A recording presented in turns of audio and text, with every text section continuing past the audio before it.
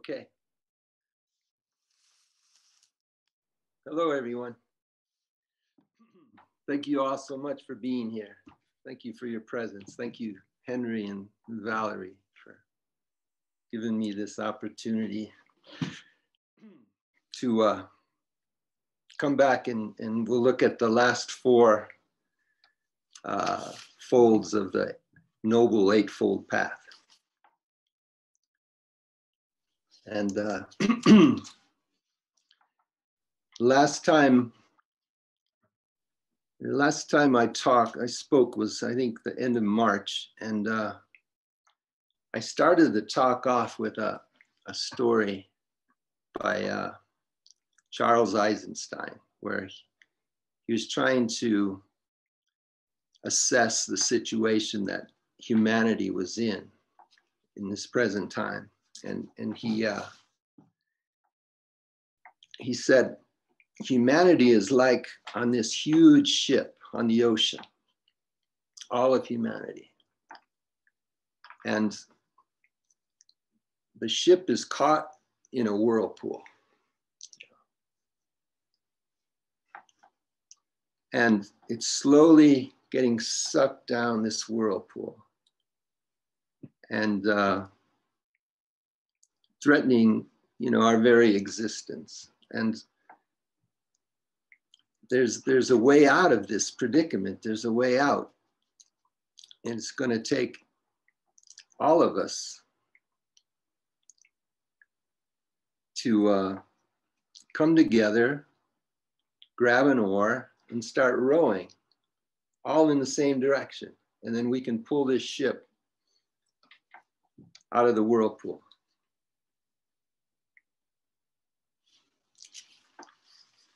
Charles says that all the challenges that face humanity right now, social, economic, environmental, all of them are indeed repairable. But we have to come together. We have to put aside our differences and unite behind this common cause. What can't humanity do if it's united behind a common cause, right? This common cause of healing and repair of the world. So we need unity. We need respect and coherence. But right now on the deck of the ship, it's just a big brawl. It's just a big fist fight. It's us against them, the same poison of separation, that poison fruit of separation that is doing such harm to us, to the planet, to, threatening our existence. So this great ship of humanity, continuing in this downward spiral, not from the climate change or nuclear war or the collapse of the biosphere, but from polarization, because we can't seem to come to agreement.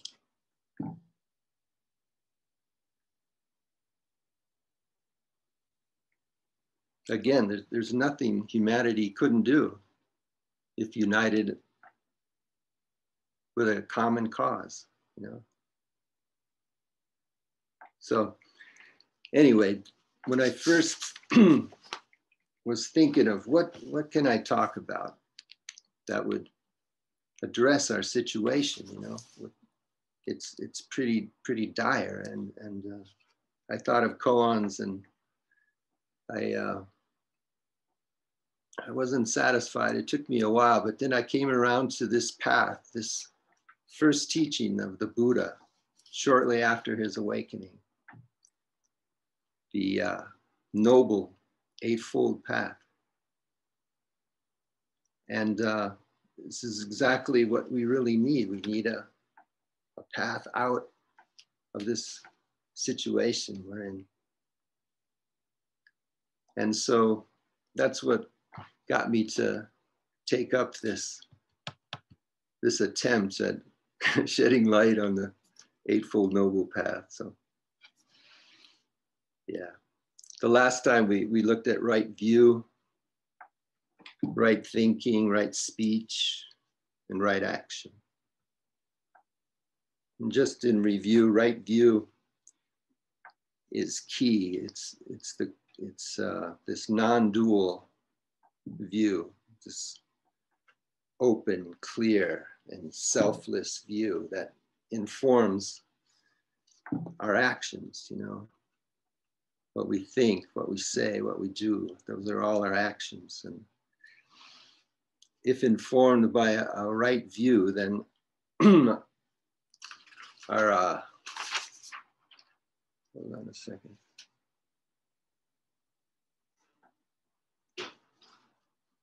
Hold on one second. Oh yeah.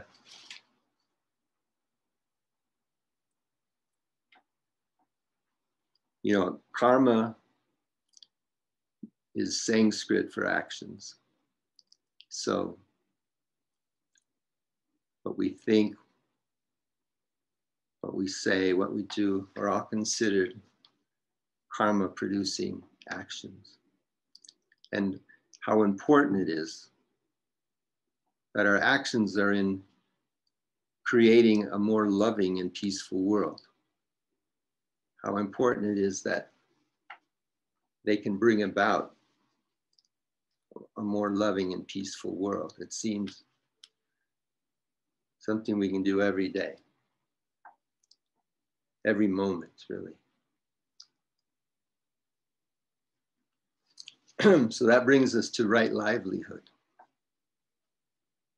or right lifestyle. Also informed by right view, you know, in alignment with our values. And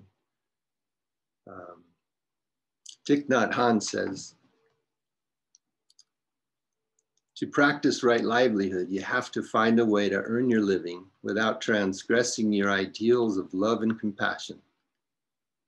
The way you support yourself can be an expression of your deepest self, or it can be a source of suffering for you and for others.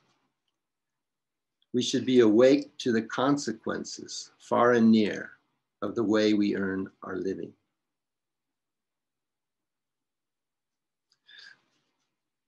In the Buddha's words, the Buddha said, the disciple or the lay follower should avoid any occupation or job that causes harm or suffering to other living beings. A lay follower should not engage in the 5 types of business. In 5 types of business. Which 5? Business in weapons, business in human beings, business in meat, business in intoxicants, and business in poison.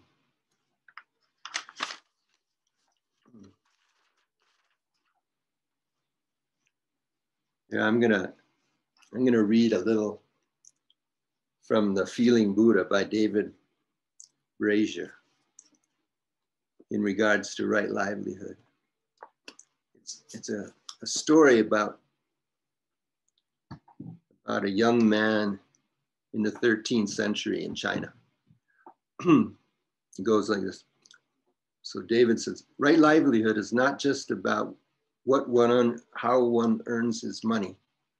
It's about finding the lifestyle which will further the great work. Yelu Chu Tsai was a young man of the Khitan race living in Beijing.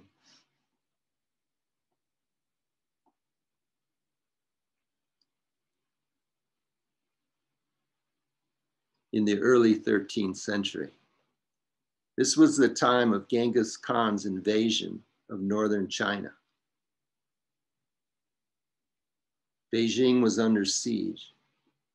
Yelu studied Buddhism inside the city and went to an intensive retreat And in 1215, he experienced a breakthrough in his understanding of the Dharma. 1215, like the Wumen Quan was published in 1229 in China, just as a footnote, probably southern China. So in 1215, he experienced a breakthrough in his understanding of the Dharma. He felt completely inspired. A few days later, the city fell to the Mongol armies. Yelu was rounded up along with many other talented young people that the Mongols thought might be useful to them, and marched back to Mongolia, where he was brought before the Khan. Yelu was still radiant in the effects of his enlightenment experience. Genghis was struck by the young man's demeanor, and even more by the fact that he was unwilling to speak criticism of or disloyalty to his former Chinese masters. Despite being in the presence of the Khan, who had just defeated him and who had the power to have him executed. The Khan respected fearlessness and loyalty and decided to take Yelu into his service. So Yelu was appointed astrologer to the court. But very rapidly, he was promoted to become Genghis's chief advisor. So Yelu, an enlightened Buddhist, was now chief minister to one of the most savage characters of history. In this position, he participated in all the affairs of state of the rapidly expanding Mongol Empire. He always argued for the long-term view. If you destroy a city, it will pay no taxes. If you decimate a country, it will not help you in the future wars. If you practice unnecessary oppression, you breed rebellion. There are probably several whole nationalities which owe their continued existence on this planet to Yelu's skill and human-heartedness. Yelu also used his position to protect Confucianism and Taoism. Genghis's empire became one of the first on earth to practice genuine religious toleration, and the codes of law that came into effect under Yelu's influence were far in advance of their time. Yelu did not become rich. When he died, he left behind only books, musical instruments, and a cabinet of medicines.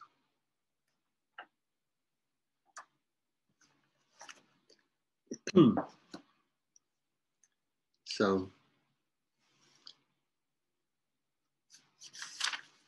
right livelihood. Whether you're a doctor or a garbage collector, any job that is done for the benefit of others qualifies as right livelihood. And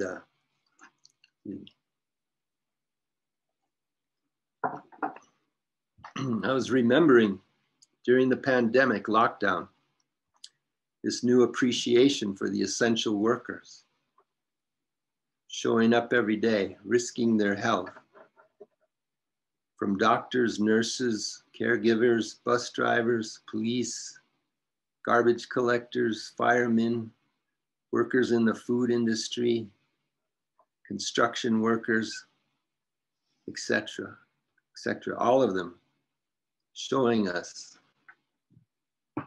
right action and right livelihood, selfless action in very difficult circumstances. So, yeah, right livelihood. I wrote down just life is a gift. And in gratitude, we live our lives in service to life. That's the spirit of right action and right livelihood.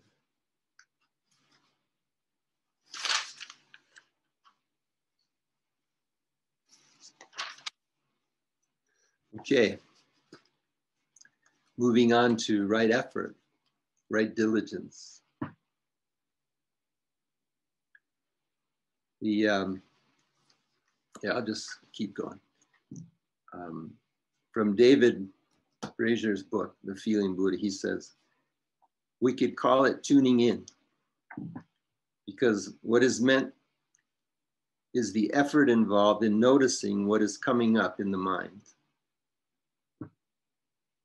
That's his quote. And traditionally, right effort is thought to be, in right effort, you generate this energy, focus your intent, stay persistent in trying to prevent, 1, unskillful things from arising, 2, abandoning unskillful things that have arisen, 3, give rise to skillful qualities, and 4, then maintain them once they have arisen. That's a traditional formula for right effort. Another story of right effort was the when the Buddha, he had one of his followers who came to him and said that he has made no progress on the path. His meditations are not very fruitful, and he's exhausted and he's discouraged, and he wants to go back to his old life. And the Buddha says, so what did you do before you became a monk? His name was Sona. And Sona says that he was a musician. He played the lute. So, and the Buddha says, well, tell me, when you're tuning up, if you tune the strings too tightly, what would happen? Could you play well? Oh no, said Sona. No, the pitch would be too high, and sometimes the strings would break. And the Buddha asked him, when you leave the strings too loose, then could you play the lute? Sona said, no. I get a dull droning sound, not good music at all. Well, then the Buddha asked, how can you get good music from your lute? Sona said, I would tune the strings so they weren't too tight and they weren't too loose. Then I could get perfect music out of the lute. Buddha said, that's just the key to practicing the path. To be in balance, not too tight, not too loose, the middle way. He says, balance energy with calm. Then you can make progress. And so Sona decided to stay. He went back and meditated, and he made good progress and became one of the Buddha's more accomplished followers. So that's right effort. And let's see. There's one more quote here I thought I'd throw in. It's from a Korean Zen master. He says, concerning right effort, it means intensity. And he says, you must be audacious as someone trying to grab the eyebrows of a living tiger or to snatch the whiskers of a flying dragon. So, hope you're getting the flavor for right effort. But in the great scheme of things, in the noble Eightfold Path, right effort is considered, is enfolded with right mindfulness and right concentration. The three of them are considered under the heading concentration. They work they all have an important role to play in meditation. And in the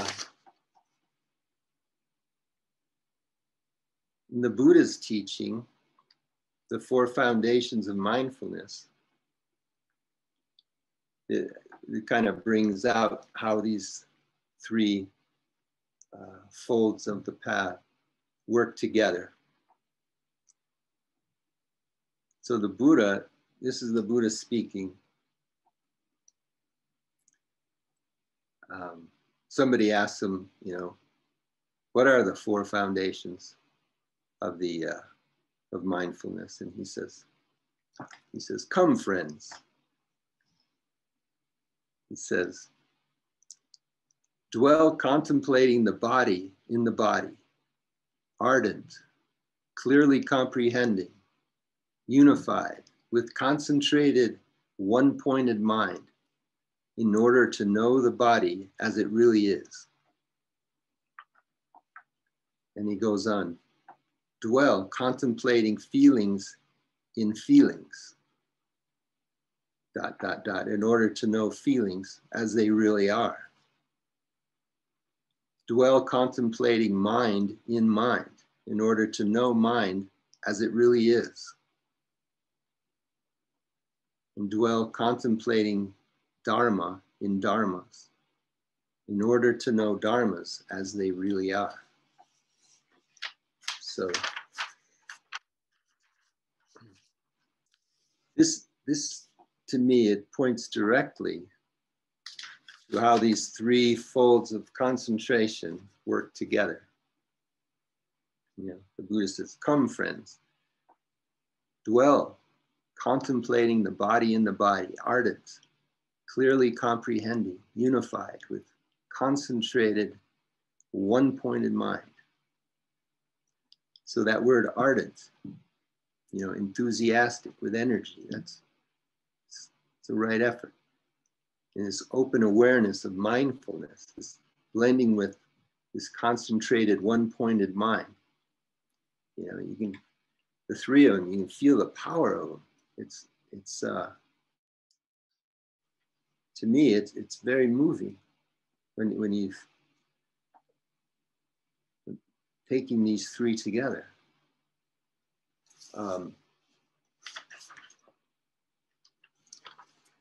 I had this thought about right effort. It's like the gatekeeper, like ever vigilant gatekeeper, keeping out the riffraff and letting in the beneficial seeds, let's say. But I don't know if my teachers would agree with that. But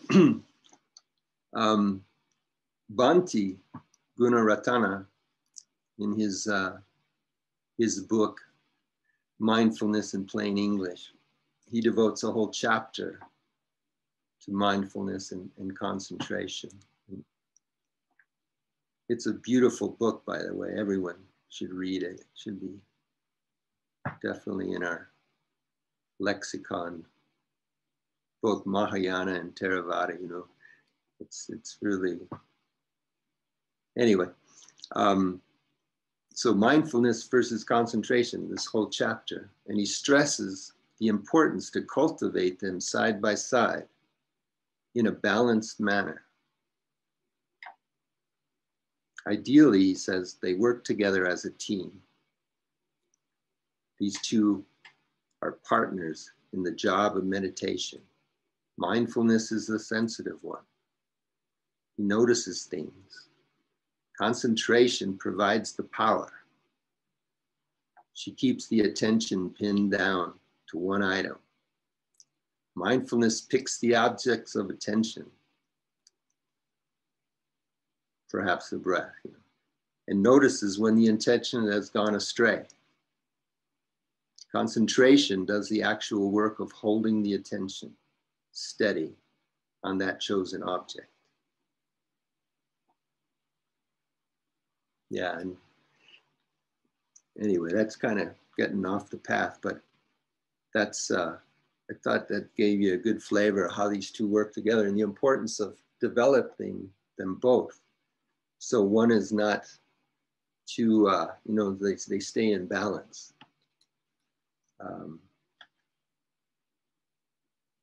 Yeah.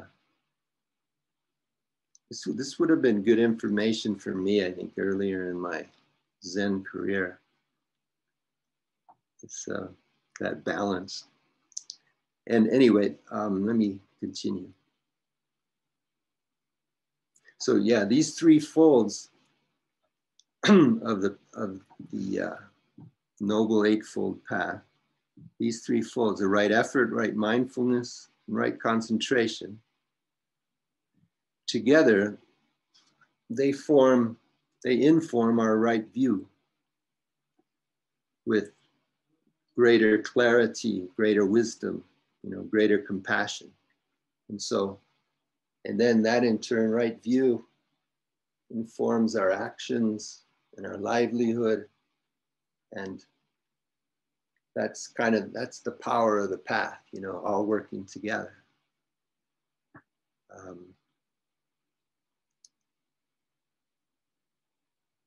Yeah. Let's see what else I have here.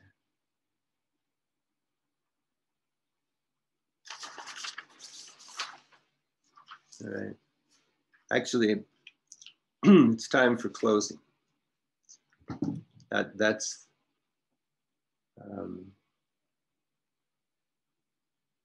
yeah.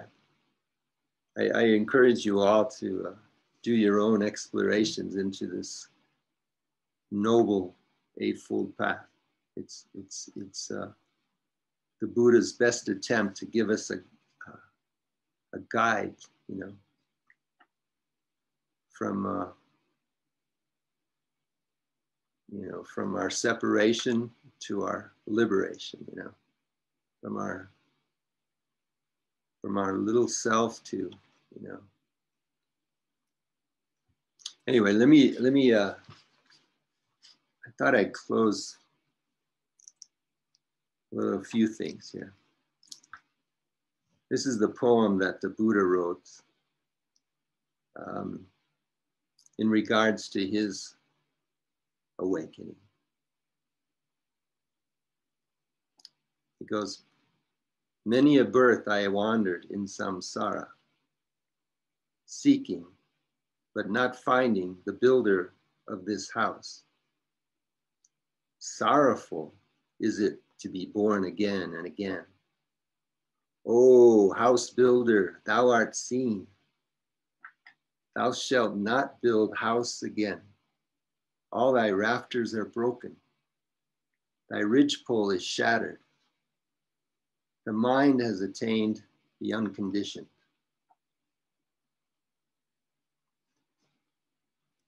That's a Buddhist poem.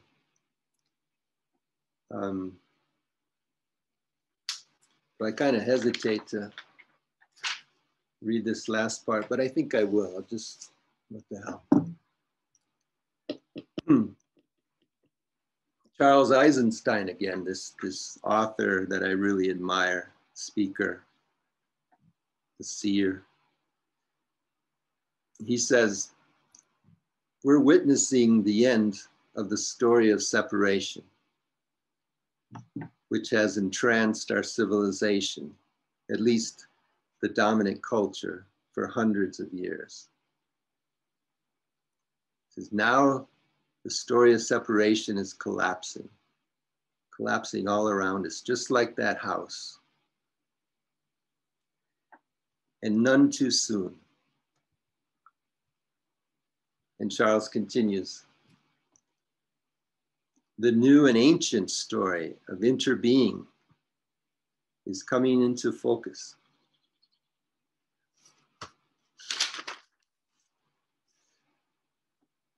It's always been here. It was always present, but we didn't realize it. It's always been so near. And I remember maybe 10 years ago when I first heard Henry say, Zen is love. And I remembered my whole body agreeing with that sentiment, with that statement. You know, like gave me a jolt.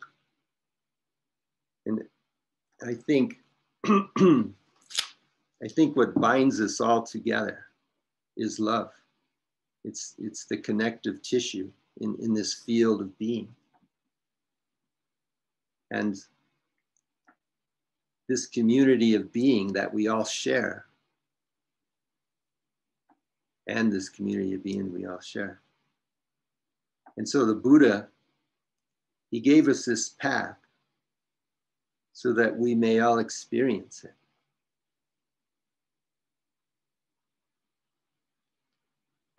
That's the end of my talk. Thank you for your attention. And thank you, thanks for being here.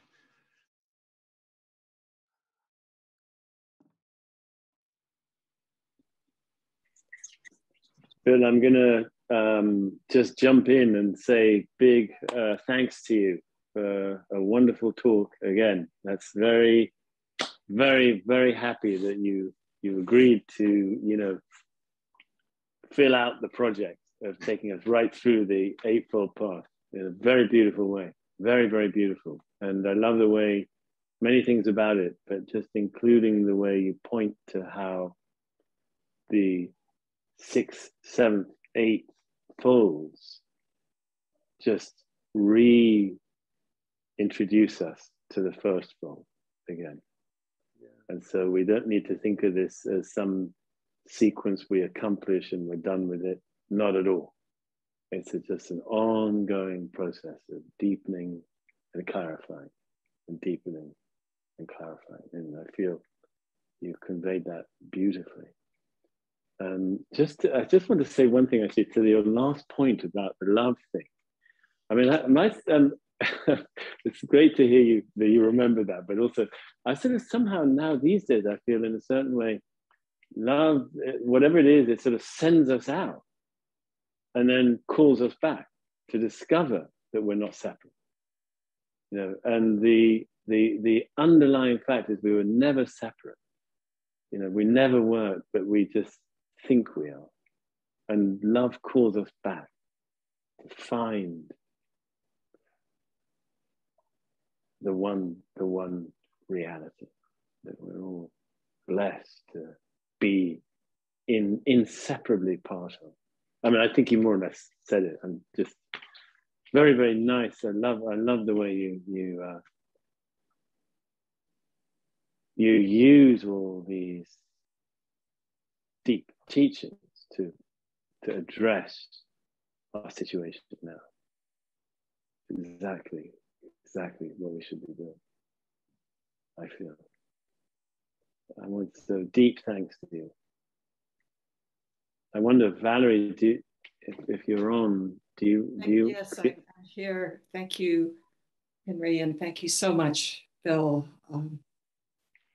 Wanted to jump in at the beginning and couldn't unmute to just welcome you, but you really tune our hearts like the strings on that lute. And I couldn't help but, as your talk unfolded,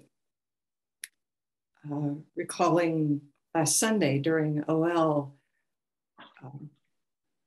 when the question was posed to everyone there, what is the leading edge of your practice? You know, sort of flipping the script. And people were chatting in, you know, these really compelling comments, and yours was just my heart. And just thank you. You're so generously, thoroughly sharing your heart, which is none other than this one heart. That from the beginning, you know, it's this. And what a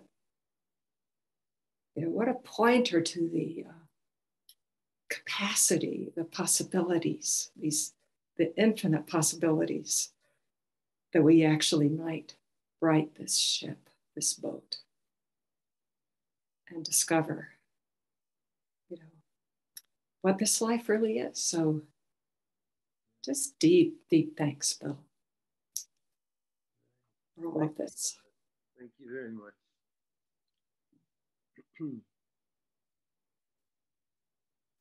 Henry, do you want to invite comments? Yeah, I think we could take a few more minutes. Bill, if you're up for it, anybody have any thing they'd like to speak? I see there's quite a few comments in the chat or a question for Bill. Bill, I'm taking the liberty of assuming that that's okay with you. Yeah, that's fine. It's also okay if it's not okay. You know?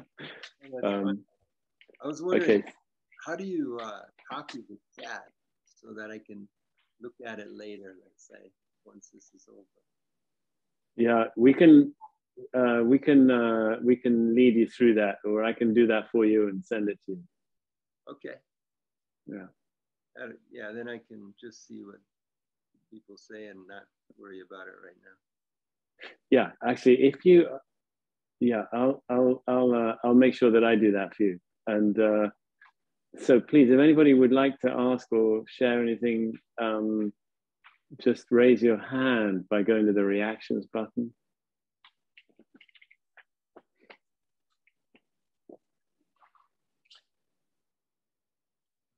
But there's also a good response is just receiving the wisdom Bill has shared. So don't feel you have to jump in with some comment. You don't have to at all, only if you're inclined.